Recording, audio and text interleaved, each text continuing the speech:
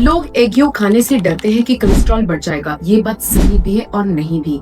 और फैक्ट भी यही है कि एक एग योग में अप्रोक्सीमेटली 180 टू 190 mg कोलेस्ट्रॉल होता है, जो डेली रिकमेंडेड लिमिट के काफी पास है, स्पेशली हाई रिस्क लोगों के लिए। लेकिन योग सिर्फ कोलेस्ट्रॉल बॉल नहीं है, इसके अंदर होता है हाई क्वालिटी प्रोटीन, कोलिन जो लिवर और ब्रेन हेल्थ के लिए क्रूशियल है, विटामिन ए, डी, ई, के, सेलेनियम, फोलेट, ल्यूटीन और जियाजेंथिन जैसे एंटीऑक्सीडेंट जो स्किन और आई हेल्थ के लिए भी बेनिफिशियल हैं।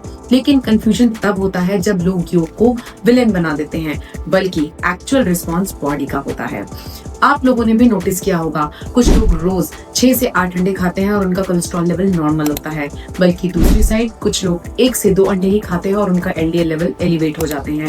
ये इस बात का प्रूफ है कि सबकी बॉडी एक तरीके से रिस्पॉन्स नहीं करती, क्योंकि बॉडी में ज्यादातर कोलेस्ट्रॉल डाइट के थ्रू नहीं बल्कि लिवर के थ्रू आता है, जो रोज approximately 1000 to 2000 mg cholesterol bile के साथ इंटेस्टाइन में भेज देता है।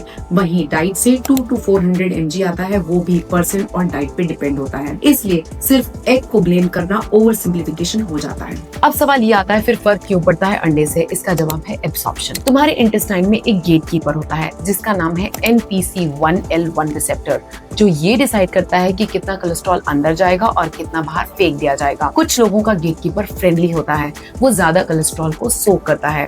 कुछ लोगों का गेटकीपर स्ट्रिक्ट होता है, वो कोलेस्ट्रॉल को ABCG5/8 ट्रांसपोर्टर की हेल्प से बाइल में पुश करके बाहर फेंक देता है। और यहीं से लोग 2 कैटेगरी में डिवाइड हो जाते हैं, कोलेस्ट्रॉल हाइपर एब्जॉर्बर और cholesterol hypo absorber. Hyper absorber वो लोग होते हैं जो डाइट और बाइल दोनों से कोलेस्ट्रॉल को ज्यादा सोक कर लेते हैं।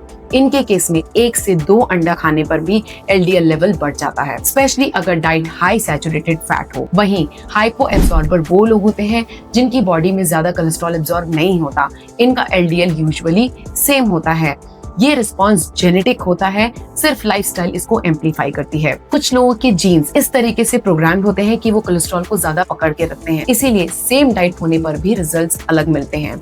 तो जब कोई बोलता है कि मैं 6 से 8 अंडे रोज खाता हूँ और मेरा कोलेस्ट्रॉल लेवल नॉर्मल होता है, तो वो झूठ नहीं बोल रहा होता, उसकी बॉडी तुमसे अलग तरह से रिस्पॉन्स कर रही होती है। अब एक कॉमन मिथ कि एग ओबेसिटी कॉज करते हैं, बल्कि योग और एग वाइट मिलके हाई प्रोटीन और सटाइटी देते हैं। लेकिन ओबेस लोगों में इंसुलिन रेजिस्टेंट और लिवर लिपिड ओवर प्रोडक्शन की वजह से डाइटरी कोलेस्ट्रॉल का रिस्पॉन्स ज्यादा दिखता है। तो ओबेस लोगों को एग खाना मना नहीं है, लेकिन ओवरऑल कैलोरीज और कॉन्टेक्स्ट मैटर करता है। अब एक प्रैक्टिकल क्वेश्चन आता है कि कैसे पता चले कि तुम हाइपर एब्जॉर्बर हो या नहीं। तो रूटीन टेस्ट से तो ये नहीं पता किया जा सकता, पर एक सिंपल और प्रैक्टिकल तरीका है। 3 से 4 हफ्तों के लिए लो कोलेस्ट्रॉल डाइट पे रहो, अंडर 300 mg, और फिर लिपिड प्रोफाइल टेस्ट कराओ।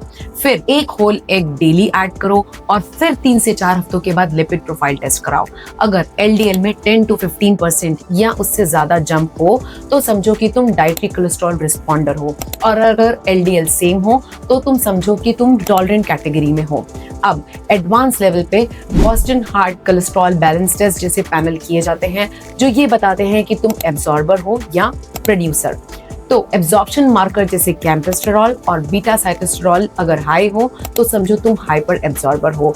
प्रोडक्शन मार्कर जैसे लाइथोस्टेरॉल हाई हो तो समझो तुम ओवर प्रोड्यूसर हो। इसी वजह से कुछ लोग स्टैटिन से ज्यादा बेनिफिट लेते हैं और कुछ लोग एजिथिम्बिन जैसे एब्जॉर्प्शन ब्लॉकर से। अगर आप हेल्दी हो, एलडीएल नॉर्मल है, फैमिली हिस्ट्री भी नहीं है, तो 4 to 6 एग्स बिल्कुल सेफ हैं।